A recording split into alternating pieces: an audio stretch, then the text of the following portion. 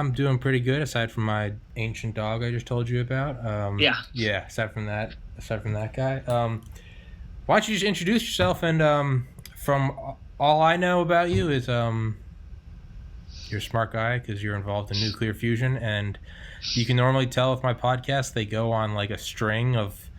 I'll have on like one Air Force guy, and then I'll have on like 9 more because I'll get really interested in that. Yeah. And like last week, I was just watching something on nuclear fusion, and I was like, well, I just got to get everyone with nuclear fusion on now. So I got you, I got another guy on Wednesday, another guy on Friday. I'm just like, yeah, now I want to learn everything about nuclear fusion. So yeah, why don't you introduce yourself, man? So my name's Jackson Meuret. I'm a senior, about to graduate this May in nuclear engineering with a degree from Texas A&M University in nuclear engineering. Yeah, I mean, basically it right there. So.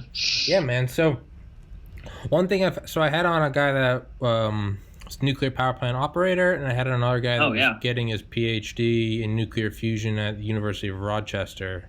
And so the one thing that I've kind of realized talking to both these people is like they're explaining it, and I'm staring at them with like my mouth open, and I'm like, why is this not everywhere? Why are we not building nuclear power plants like we're building McDonald's? Like if it's truly energy independence, and not even from like a nationalist point of view where it's like let's be energy independent, from a capitalist point of view. Look at something right now with coronavirus. What's today? 29 March 2020 for future reference. Yeah. We are in coronavirus lockdown. I'm looking at it as like from a capitalist standpoint. If you're in Texas, think about all the oil refineries there. If I'm correct, there are a ton of oil refineries, There's right? A ton, yeah. That is like there's 3 power grids in the United States: East Coast, West Coast, and Texas. Yeah, it's so just from a capitalist standpoint, I'm looking at if I'm an energy tycoon. I don't think anyone uses tycoon anymore. It's not the 1800s. It's a railroad bully. But like, if I'm an energy tycoon, dude, I don't want, even for something like coronavirus, but just in general, I don't want to be victim to markets going up and down. Any argument this and the economy drops, barrels of oil go up to here, or there's shipping there, or pirates, or tweets, or whatever. Just from a money standpoint. So not even the whole idyllic, like, we should have nuclear fusion. Yeah, and we should also ban crime. But, like, from a realistic standpoint, like, why is this not... There's got to be a catch. Is it just stupid people who are scared? So we kind of, to go through all of that, you kind of have to start with the vilification of nuclear energy in general. So there's a great TED Talk by a guy, his name's Michael Schellenberger, and he goes into this a lot. Basically, it all starts in California in probably about the 60s. Basically, California is going to build 3 nuclear power plants. So you have Diablo Canyon, which is currently operational, and then you have 2 other power plants. And these 2 never get built. And the reason is basically oil, gas, and coal really don't like nuclear because it's a big deal. It's a big threat to their stability because it produces so much energy, and it has a really good longevity. So there's some toss up about what really goes on in terms of the government and their hands in trying to make nuclear energy look back. Basically what happens is this big campaign starts, and you have nuclear energy. If you have a nuclear meltdown in a power plant, you're going to get it like a Hiroshima level event. You're going to have a nuclear explosion. Yeah. It's going to be awful. We've seen that that's not the case. Obviously, meltdowns are terrible, but they're not nearly to that extent where an entire city is going to get erased off the map if that happens. Eventually what happens is you get Sierra Club, who originally was for nuclear energy, goes against it. They switch sides. And then, clubs start popping up. So there's Mothers Against Nuclear, which is a big thing back then. And you get to this point where you get to this really terrible movie called The China Syndrome. And it's basically the entire point of this movie is vilifying nuclear energy. Like you have a meltdown, one hasn't occurred yet, and so they're going off of what it's a typical sci-fi movie. They're just coming up with BS. Yeah. 2 weeks later, after this movie comes out, you have 3 Mile Island occurs. Oh, so it's not a big deal. Basically, what happens is 3 Mile Island. You have you have your core, and you've got this thing called a pressurizer. Reactor trips, the control rod's going like it's supposed to, but what happens is on this pressurizer that's supposed to keep pressure in the system at a certain point so that you can keep pumping coolant over the core to keep it cool, the relief valve gets stuck open, and nobody catches that immediately. So eventually the pressurizer, the water level drops, and eventually you have a core exposure. It gets fixed really quickly, but there is a radiation release. Wasn't bad out of everyone who was nearby. There was no danger to anybody, even in the facility. Higher dose than normal, but really no big deal.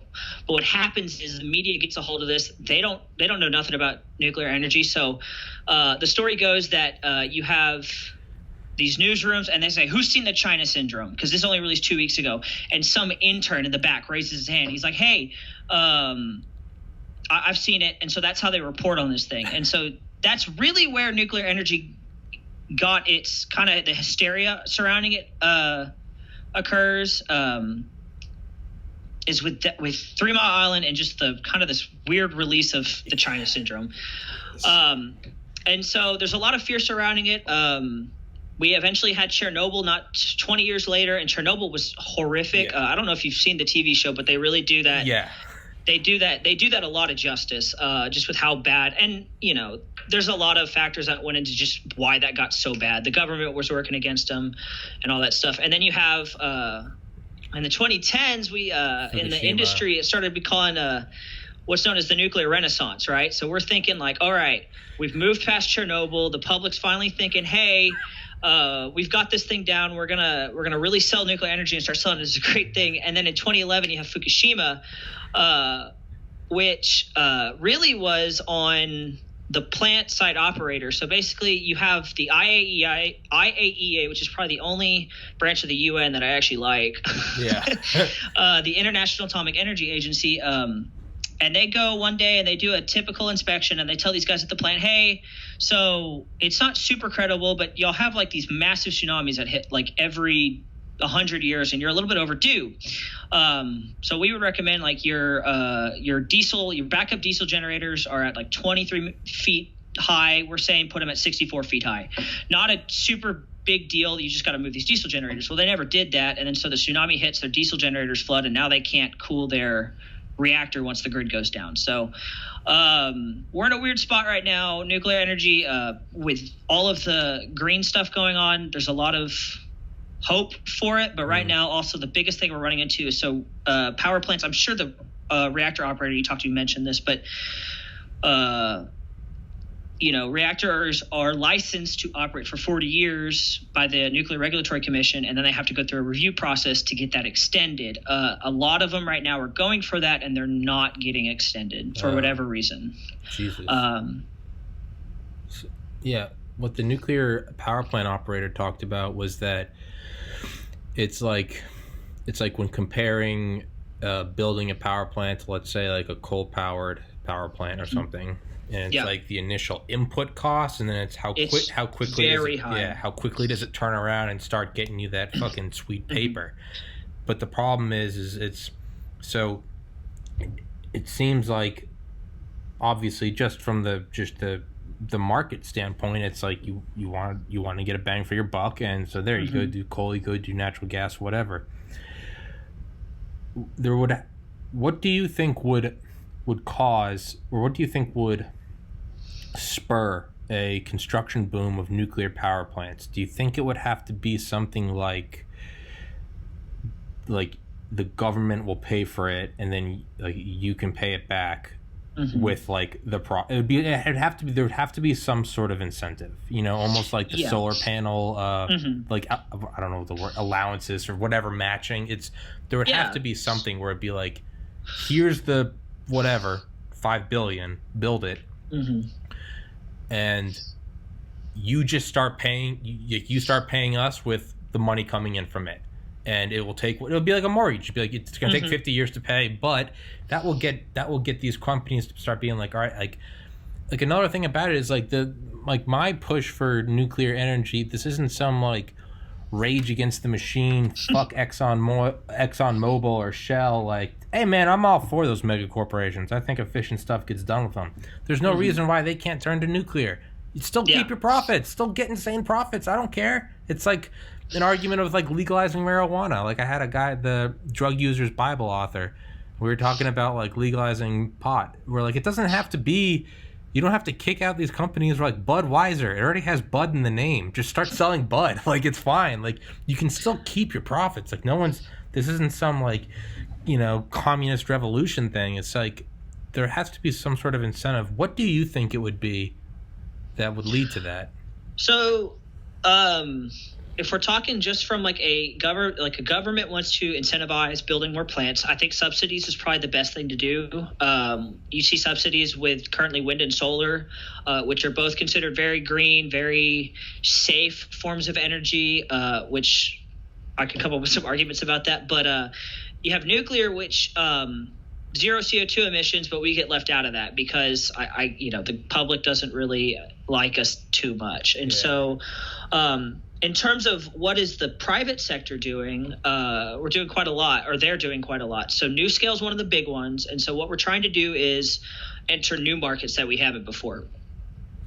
Currently, you have this massive reactor fleet. I mentioned Diablo Canyon's one. In Texas, we have South Texas Project and Comanche Peak. Those are the two reactors that we have here. And those are large-scale commercial nuclear power plants that are meant to support the grid at large.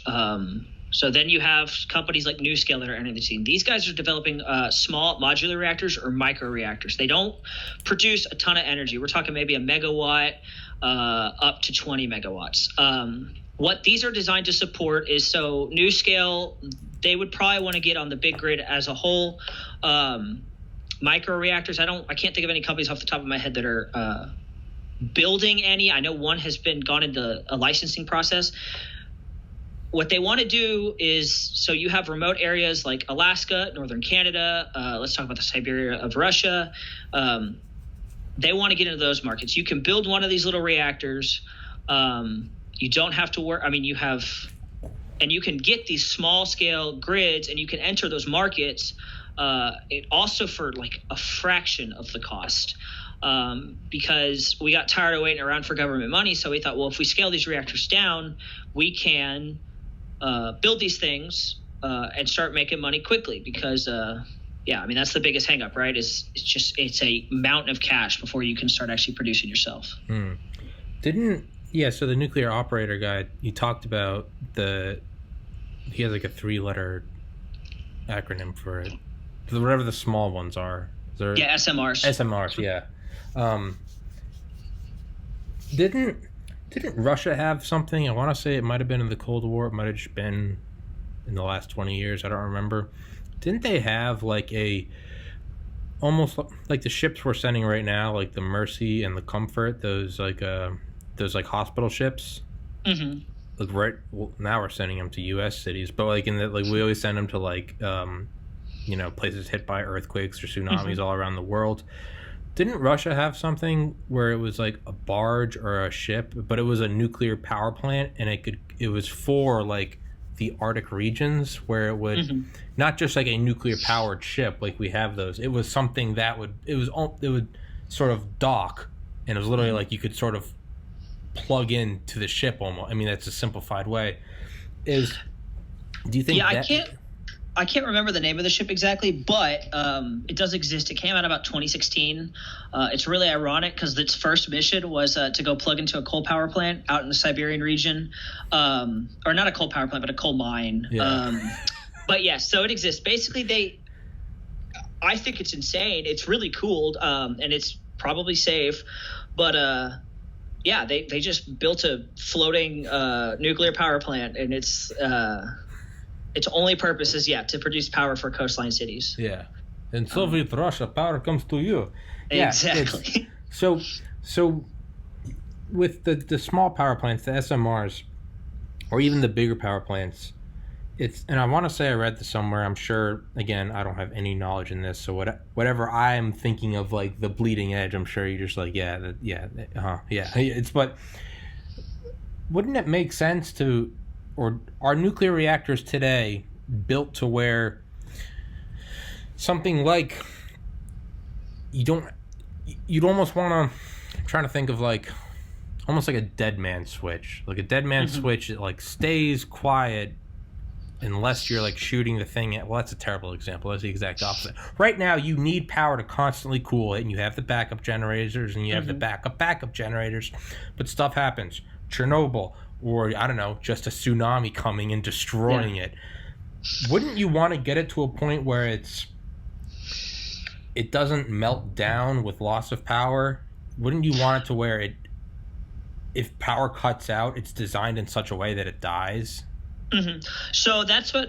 So that's the big push right now with Generation 4 reactors. So currently, our most modern reactors have always operated in generations. So you have Gen 1, Gen 2, Fukushima and Chernobyl would both considered Gen 2 reactors, and then you have Gen 3, which is our current. So that's like an AP1000 is a good example of a Gen 3. It's typically a pressurized water reactor.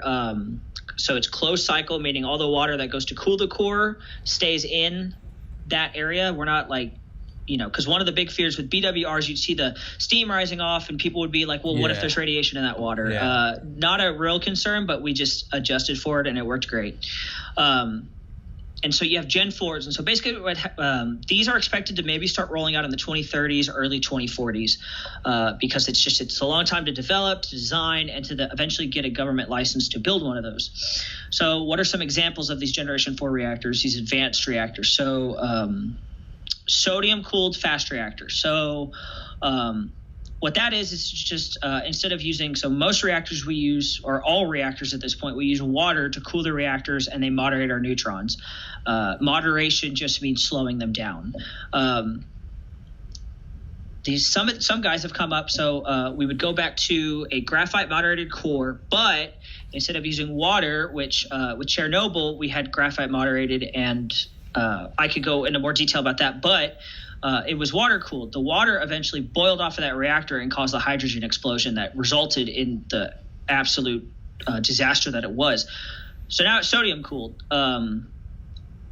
Sodium, really high thermal heat capacity. So just in terms of the core getting hot enough to melt down, that's really going to be hard when it's sitting in this it's a massive vat of just molten salt. And then you don't have the issue where, well, if the water boils and the hydrogen and the oxygen separate, you could get an explosion. That's removed. Other types are lead cooled.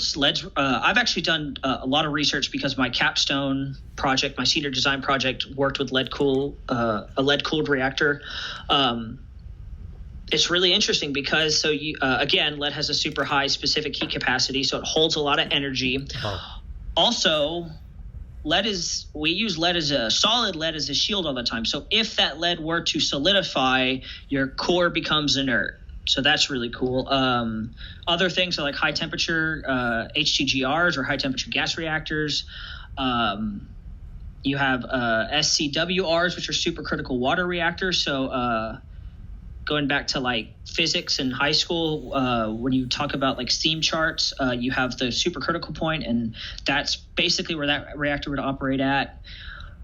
So yeah, I mean, and all of these reactors really have the inherent design of if literally just something terrible happened and everyone on that site dropped dead, you could take up to like 2 to 4 weeks to get back to it, and it would be okay, Yeah, so I wrote down, I was going to ask you, but you read my mind and went right to it. I was going to ask, because I know water's got a pretty solid specific heat capacity, but I was going to ask, what other fluids, or I guess fluid-like substances, I guess that includes molten salt.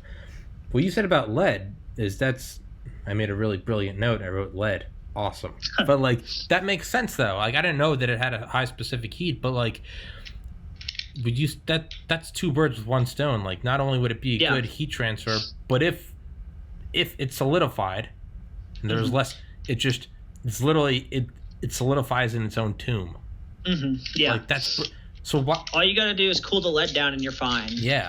But that's the hard part is, so if you have a runaway reaction, the hard part is the heat inside of it keeps increasing. So really what you got to do is, I mean, as long as you just keep putting lead over it, you keep cycling that lead, eventually it gets to a point where it's cool enough, the density increases, and then as the density of lead increases, it becomes it just starts becoming its own tomb. It's like It's like in Chernobyl. It's like, well, we poured this onto it, and it turned into lava. And he's like, you made lava. It's like, yes, that was expected.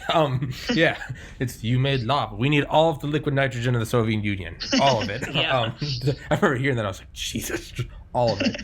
So, I guess we're like venturing into like doomsday mad scientist shit. But like, now, why wouldn't we put one of these in like the Arctic, where like it is going to be like this? Like that nuclear reactor could never use. It could never produce enough. If something produced enough heat to melt all of that, well, then we have bigger problems than a nuclear reactor. Is that? I mean, what's the? I guess the obvious problem would be transferring all the energy. How would you get it out? Yeah. Is there something? Is there any reasoning or logic behind like just taking any of these reactors and just like you just start building them underground in like a lead tomb anyway, and so it's like no matter what happens, it's just under there. It's gonna, am I a stupid person taking it? No, it's a good question. It's just so like building reactors in the Arctic. There's just no current infrastructure that would be able to transfer power like that far to then maybe like South Carolina or not South Carolina, but South America or Africa. That's probably about maybe the closest you could get. There's just nothing there for that. In terms of burying them, so we don't do that very often. Currently, one of the biggest benefits to burying is really just shielding. I mentioned my capstone project. So what we're doing is we're designing a reactor for a hypothetical Martian colony. And so rather than letting it sit on top, like the core, we're just saying, well, if we just bury the core, stick a shielding cap on top, and then you can still control the reactivity from it, then you're shielded and it's fine. There's not a whole lot of fear there of radiation getting out. If it melts down, maybe, but the idea would be that we would just build it far enough away that it would never be a problem. Yeah, we got a whole planet to destroy over there. Oh yeah, exactly. Just ditch it, man. Yeah. Wait, so that's pretty badass. Can we go into that? You're designing stuff for a Mars colony? Shit, I didn't even think about that. I was like, what's cooler than nuclear energy on Earth? And it's like nuclear energy in space. Like, yeah. So our project is super inventive. So basically, what we're doing is we're calling it the MFKR reactor, or the multifunction kilopower reactor. You get what I'm saying? I came up with the name, dude. So I have a subreddit called Funner History. Oh yeah. And I purposely spelled it wrong, and it's just the first one ever was I took like an SR-71 Blackbird and put it in like World War II. I just photoshopped it, and it's just like, hey, it's so stupid, it's funner. It's since in a year blown up to like 19,000 subscribers, but there's people that's like everyone just it's always just fake history, right? You know, it's like flamethrower boats and like Civil War. One of them and sometimes I'll try to really sell them and I'll put like corporate logos on it. One of them I photoshopped this huge rocket for SpaceX, and it was supposed to be like 10 times stronger than the Falcon Heavy, and it was for like a one-shot Mars trip, and it was the It was the mass transfer heavy rocket, like kilotons. But yeah, it was motherfucker. But it was just, I mean, yeah, that's hilarious. Yeah, no, that's great. So kind of what we're trying to do is, so NASA already has a reactor that they designed. It's called Krusty. And yeah, it's called Krusty. It's based off of The Simpsons. It's great. NASA's got a sense of humor. Yeah. They did all their tests. It performed great. Basically, now they're just waiting. Like, hey, we got to actually get people there. So kind of our design incorporates that. But so Krusty is 4 individual units that each produce 10 kilowatts electric each in order to generate the 40 kilowatts electric that they assume that they need for the mission. We're doing 2 specific things. So Krusty, you have the core, you've got its heat transfer system, its power generation system, and then you have this massive radiating disk that just shoots off the excess heat into the Martian atmosphere. And that works. We think that's great, but we're trying to see if we can't come up with a couple things. So one of them is why transfer 4 units if we can just slap it all into one. I'm doing core design, and that's been really interesting trying to see how that works, because getting up to, we're looking at 50 kilowatts electric in one single unit. It's pretty big, maybe too heavy. I'm still working with that.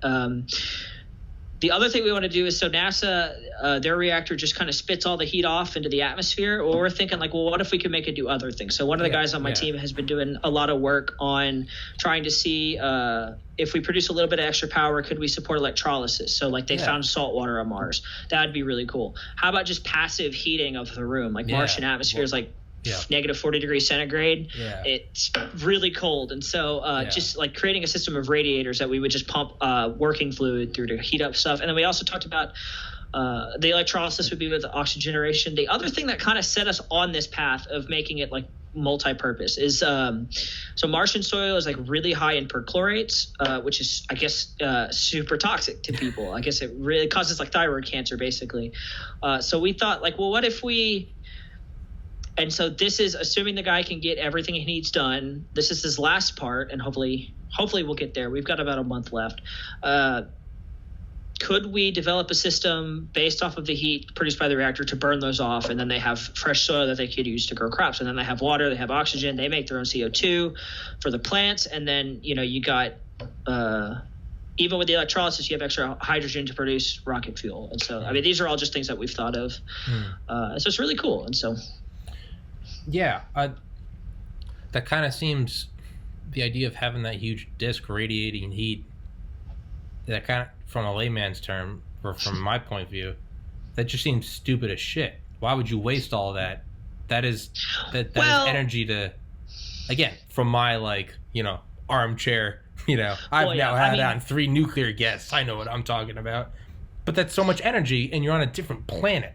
Energy is at a premium. Why waste it? Just it's like your dad in the winter. If you have the window open, it's like, we're just heating the outside. It's like we're just heating the Martian atmosphere. Well, and I mean, NASA obviously operates on a budget. They have timelines. We're not actually building anything, so we got all this time to free think and come up with all this cool stuff, and then see if we can't theoretically make it work. NASA also has budgets. They have weight limits that they have to deal with. So all of this stuff kind of goes into that. Maybe if the mission went on long enough, or one of the things actually that I'm about to start working on is, and they didn't have this back in 2016 whenever they designed Krusty, but so something interesting to note about nuclear fuel is the way it's shaped affects how reactive the fuel is. And so most reactors today are cylinders. It's not terribly reactive. It's more reactive than a cube, but less reactive than a sphere. The reason we do that is, one, cylinders are easy to manufacture, they're easy to mold, and they're easy to cast, all that stuff. Spheres, it's really difficult to do. One thing I want to see is, well, if I can make it, with additive manufacturing, 3D printing, what if I could, one of my tech advisor, my professor said, well, that's perfectly possible these days to make a spherical reactor. Yeah. And so that's something that I want to try to do. Yeah. I've got time to do it. So, I'll get to that, but I just thought of something. I don't know. Maybe it wouldn't matter with interplanetary. What if you used all that heat? This is stupid. What if you used all that heat to I was just thinking what's the initial use of just heat in the atmosphere? What do we do? We had a bunch of guys in top hats going up in hot air balloons. Yeah. What if you use that to raise a balloon to 500 feet, just perpetually held it up there, but you could use that as a makeshift radio tower to other would that make sense? Is there any benefit to having that versus, or are you just beaming up to a satellite and then relaying back to Earth? Is there no need for a radio tower? I mean, most of the time, yeah. I mean, maybe in a survival scenario that'd be good. The problem is it's just getting that heat. It's trapping that heat. You can't just. I wouldn't recommend just taking the radiation disk off and then just slapping it in a weather balloon. But yeah, maybe if you're in a survival scenario and you could find a way to get all that energy into a balloon, yeah, maybe that could be great in a survival situation. Yeah, but, so that's only some Mark Watney shit, but not. Yeah, probably. Okay, all right, whatever. All right. Noted. Yeah. So could you 3D print your fuel?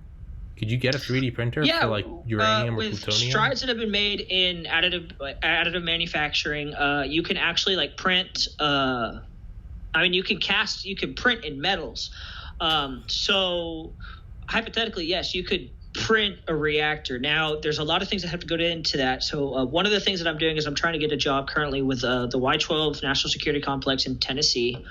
I'm currently in their pipeline courses here at Texas A&M, and that position is called criticality safety. So criticality safety, basically, if you get too much mass of fuel in a space, you get a criticality accident. This has happened quite a bit, actually, in national labs and stuff, just as we've been learning more about radiation and how fuel works. And so, like, if you get 22 kilograms of uranium in a sphere and you just pack it real dense, you get a criticality accident, which is going to release a ton of radiation. That's actually like really deadly to people. And so, like, if you wanted to print something, you could, but there has to be a lot of things that go into it to make sure that it's safe. Like, in theory, I would want to cast that into hemispheres, keep them separate, and then when I finally want to make my reactor critical, I would slap them together, and then you'd have a reactor. Some demon core shit. Yeah, I don't want a demon core. Yeah. That stuff sucks. Yeah. So, are there any synthetic fluids that could be manufactured that would just have like the ultimate specific heat? Or are you getting to a point where it's like you're dumping money into that and now you're offsetting any value of power production? Or do you not want something with like an infinite specific heat? Do you get it right up to that, I guess, like heat of vaporization, enthalpy of whatever, and we get it right up to that point, and then I don't know what I'm talking about, but it's like, is that a goal? Do you just want like the most, like the thing that can take the most heat, or do you not want it to be is like more not better? No, so that's kind of like that's the thermodynamics of it. Yeah, like ideally what you want is you want something that is infinitely hot and infinitely cold. You want like perfect heat sinks, right? Heat generation, and because then any heat you generate can then be transferred into the cold sink, and you can just infinitely reject heat, and through the turbine you can infinitely generate power. Now that's not possible. If we had a working fluid, and so part of that is, so all of our turbines currently are designed to run on steam. Even in stuff like your sodium cooled reactors, and your lead cooled, eventually, like, they have that primary loop, which is full of sodium or lead, and then they go into a heat exchanger, which then typically just boils water for us, and then makes the turbine spin, and that's how you generate electricity. If we could get something with an infinite heat sink, I'd be really interested to see in how, like, with it almost an infinite specific heat, I'd be really interested to see how that would work with other materials that we have, so like the piping stuff. Yeah. Because like one of the biggest problems we have with sodium cooled or lead cooled reactors is those coolants are at such a high temperature that they melt any pipes they travel through. So like part of that thing is the material science of it. Like, what do we need a steel or something that can hold that molten salt so that the pipes don't melt on us. Yeah. What about something like, so I remember thinking, it's one of those, like, if the universe is expanding, what is it expanding into? I just remember thinking one day, I was like looking at like watching foundry videos, just dumping melted molten steel, and I was just like, man, it's so insane. But then I started to think like, well, what's holding the melted steel? Like, and it's Inconel. I didn't know this, but Inconel was also used. They coated it on the X-15, the rocket plane. They used it because they're just like, hey, we use this in foundries. Like, this thing's gonna be. Can you hear my dog by any chance? No. I just want to make sure the microphone's not picking it up. He's going nuts. But they're like, this thing can. Because that was the late 50s, and they're like, yeah, we're gonna just hit go and try to go Mach 7. We don't know what's gonna happen, and they're like, we might die, but at the very least, we want to make sure it doesn't melt. Let's control the variables we can control. I don't know how much Inconel they used, and I don't know if the whole thing was plated or if it was just certain parts. But that was something where it was like, I mean, because we have problems now with hypersonics and material science. Granted, that was the first real hypersonic, just we didn't really know what we were doing. Is Inconel something you would use? I've never heard of that material Inconel. before. I always forget how to spell it. Spell it wrong, and then it'll probably come up. Just spell it however you think it is, like Inkerne. But I think it's almost like kernel. It's like INCO, Inconel, CONEL. Try INCONEL. INCOEL. No, CONEL. Yeah, I don't know. I'm curious about that, actually. I haven't heard of that. We haven't talked about that in our class. There's an awesome audiobook called like X-15 Diaries, and it's really dry, but it's like 30 hours, and it's just all the X-15 guys like reading their journals. Hey man, I can delay uploading this. You can snag it. We can. I was gonna say we can delay uploading it so you can snag credit for it. You don't want anyone else grabbing it. Oh no, not gonna do that. I'm sure it's probably been considered in the industry. I'm just trying to think. So it says it's oxidation and corrosion resistant, which works for extreme environments subject to pressure. And you're like, I don't know, actually. I'll have to talk to my materials guy on that. Dude, you should. Because I remember looking it up, and I was just like, that's such a cool metal. And then it just kind of, stored in a little part in my brain and went away forever. And I was listening to this X-15 book, and they were like, and at that point, like the fastest, like Chucky Yeager, I think had just broken the sound barrier. And they're like, all right, let's go for 7 times that. Like, before the SR-71, 30 years before the shuttle, they're like, yeah, we're just going to light this thing and go. And they're like, we don't know what's going to happen in the hypersonic speed regime, but at the very least, like, let's control what we can control. And we're like, this thing doesn't melt. And we're like, code it. They're not going for fuel efficiency. They only got 90 seconds of fuel, so it's not like they're worrying about weight. But yeah, they used Inconel. I don't know maybe it was just wingtips. It might have been the whole thing. But dude, because they started to use ablative materials. They literally started to start to coat the X-15 in like this pink, almost like pencil eraser material, so that would burn off, so they could get to higher speeds before the metal started to burn. And because of that, they were like, well, let's have the absolute highest, like the strongest metal. So because apparently the ablative material would burn, it would like block the windows, and it was like fuck everything up. But yeah, they used Inconel. I was just thinking, like, what if you just got like a heat sink made of Inconel, and it was just like, bring it on. Yeah, I don't know, but it actually looks like it is used in the industry quite a bit. I can see the gears turning in your head.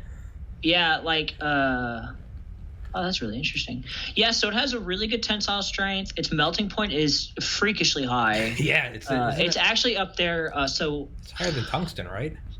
Or no? I don't know if it's better than tungsten. I do know it's probably around the same melting point as most commercial grade fuel, which is UO2, uranium oxide, and that has a melting point of 2,850 degrees Fahrenheit. Yeah, melting point of UO2 is, 2,865 degrees centigrade. So it's still much higher than Inconel, but Inconel is also very high. So yeah, super cool. Yeah, I think if you got some, and dude, and that was, they used in the 1950s. They were using it, and it was old technology. I'm sure. Yeah. If you just took some modern material science and tinkered with it, you could probably get Inconel second gen, right? Inconel 2.0. I mean, think, it was old in the 50s. Yeah. So even if it was brand new in the 50s, now it's still 70 years old. You tell me some material science guru couldn't go in there and, run some simulations on supercomputers and be like, yeah, we just got to add, whatever. We got to some weird whatever, but you got to put some copper in there or whatever. I don't know, but so with that, how much would I guess in the terms of like importance of, all these things, efficiency, power, how important is that the infinite specific heat of your heat sink? Is how big of a link in the chain is that in terms of? So really, I don't know. Having an infinite specific heat in terms of a material, I don't know if it's as important as. So really, it's the. Hold up. I'm going to find this equation so I don't screw it up. Really, what's more important is that for thermal efficiency and just power generation, in general, it's your heat sink. So we talk about Carnot efficiency is the big thing, which is going to be if you have perfect thermal efficiency, your efficiency is going to be 1 minus your energy out minus your energy in.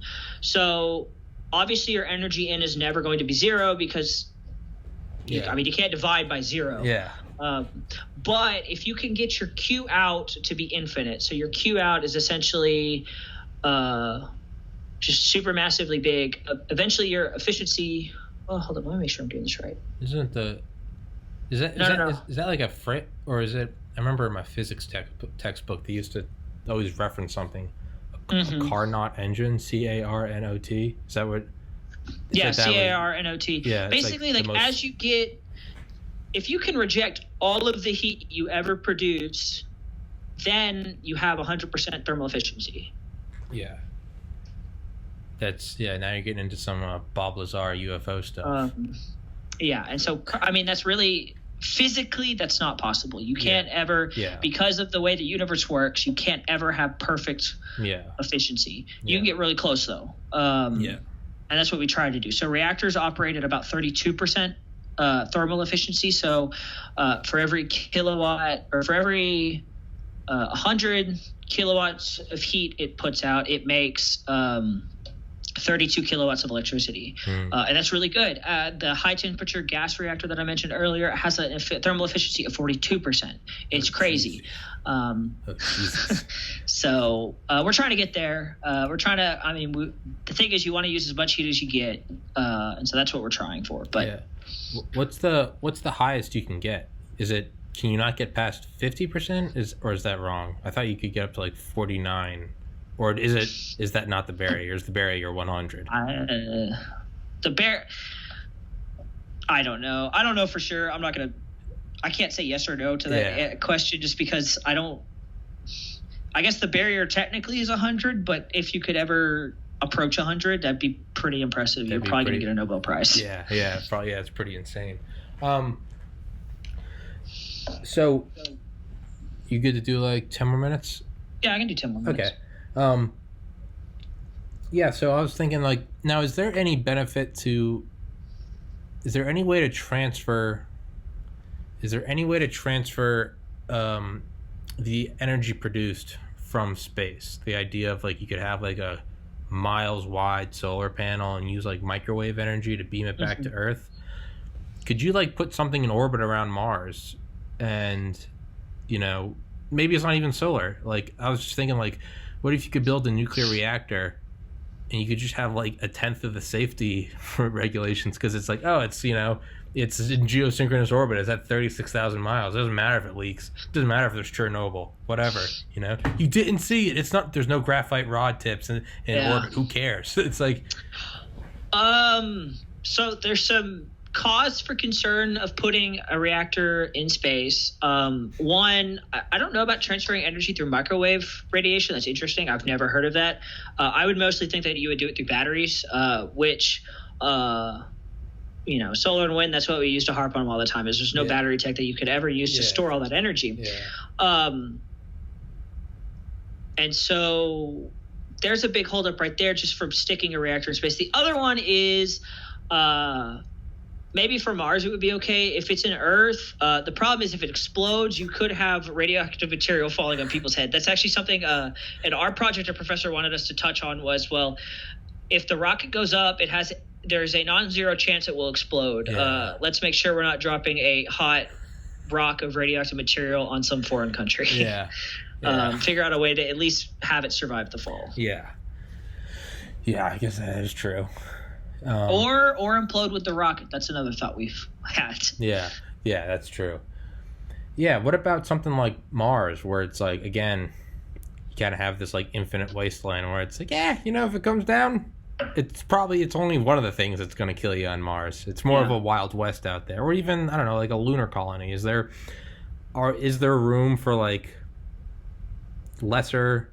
Actually, I only have you for a couple more minutes, so I don't want to go off into these stupid thoughts. So the guy I had on, the nuclear power operator, he talked about the efficiency of like aircraft carriers and nuclear submarine reactors. He said those are much higher than like civilian ones. Is there any chance that that stuff would ever be brought to public use, or is that Uncle Sam slapping classified on it and putting a gun in your face? I think really that comes down to the fact that they're very small. In reality, the amount of power they have to produce is going to be a lot smaller than a commercial grade reactor. Also, when you talk about subs and carriers, so most commercial reactors are going to use these big pools that just sit outside and they can get heat all day. Well, if you're in a submarine and you're 100 leagues under the sea, you have water that's pretty cold, and you can, you almost have that infinite heat sink. You've just got something that you can produce that's just really cold, and it's not going to get warmer by you just dumping your heat in there. Yeah. So maybe that's where it comes from. I'm not sure. It might just come from the fact that the ocean it's an actual ocean of coolant. It is at an actual infinite heat sink. It's like, again, if you're heating up the ocean, you have bigger problems than your heat sink. Yeah. Got 5 minutes. Yeah, I got 5 minutes. Like I said, I keep people forever, so I have to behave. So I had a guy on that's from Georgia Tech that's building a CubeSat. You know what a CubeSat is? The little modular satellites, like the size of a shoebox. Oh yeah, they're really tiny. Yeah, really inexpensive. He's building one called MemeSat, and it's gonna be crowdfunded, and it's gonna shoot back memes. It's also gonna be used for education. Yeah, it's also gonna be for education and elementary schools and stuff. But the way it kind of captured the attention is it's MemeSat. So it's just gonna be you can literally submit your memes to it, and it'll just ping it back, kind of like Sputnik. Well, he and I got talking what if your sole intention was just speed? There was no, so you got to think about it. There's no, when I first brought it up, the people were like, well, it's going to take this long to get to Alpha Centauri. And it's like, who said anything about Alpha Centauri? We're not going, there's no specific direction we're going. It doesn't even have to be in the plane of the Milky Way. We can shoot it out in nowhere. If you used gravitational slingshots, right? Kind of like Voyager. And again, there's no mission, there's no taxpayers that you gotta report to. If you could just crowdfund whatever X amount of dollars and launch this thing, use slingshots to get it going as fast as you can, and then you'd use some nuclear powered engine and just try to get it to accelerate for 1,000 years, and really just try to get this stupid meme CubeSat going a recognizable percentage of light, 10% light speed, or some xenon ion thruster. Would you use nuclear? So the entire thing is there's no big cameras on it. There's no big radios. We're not doing research. This thing has a radio beacon just to let us know. We can use the Doppler effect to see how far it is. We're just going for speed.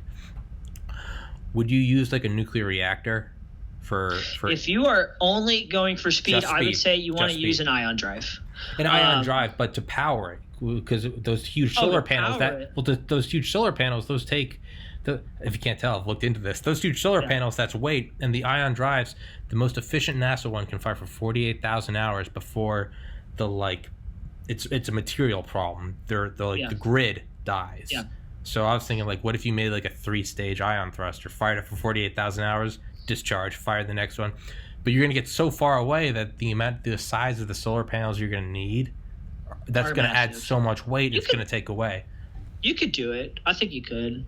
The only issue you're going to run into is, again, weight and just, how long is it actually going to produce power for you? Yeah. Because eventually the fuel will use itself up. It'll all burn out. If it's in the middle of deep space, it's, you have zero worry about radiation. Yeah. And so then you have two issues of, if we lose contact with it, could we continue to cool it down? Because eventually it'll get far enough away that you can't communicate with it anymore. It just becomes physically impossible. You could track it, but if it melts down and you break your satellite, well, then you've just kind of screwed up your mission. Yeah. So there's that problem. And there's a problem of eventually, even then, the fuel runs out. Depending on how big it is, your burnup will eventually, all the fuel is going to just become iron, because that's what everything in the universe wants to be, is iron. Yeah. Yeah, no, that's the end goal would just to be, whatever size it needs to be, whatever shape it needs to be, it would just be, and the idea is it would be a meme.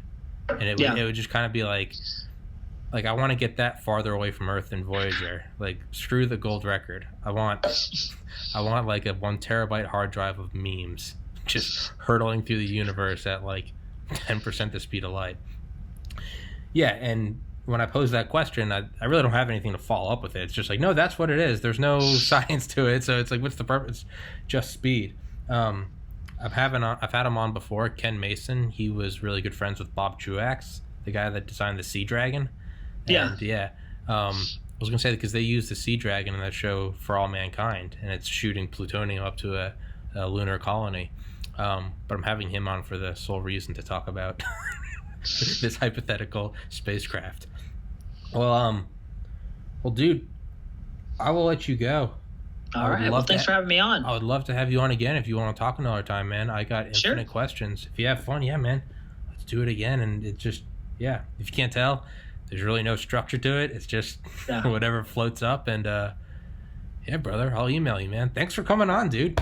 You're welcome. Thanks for having me. All right, dude. Good luck with everything. Stay safe. Don't die from coronavirus. Godspeed. Yeah. All right. All right, you have a good one. Peace.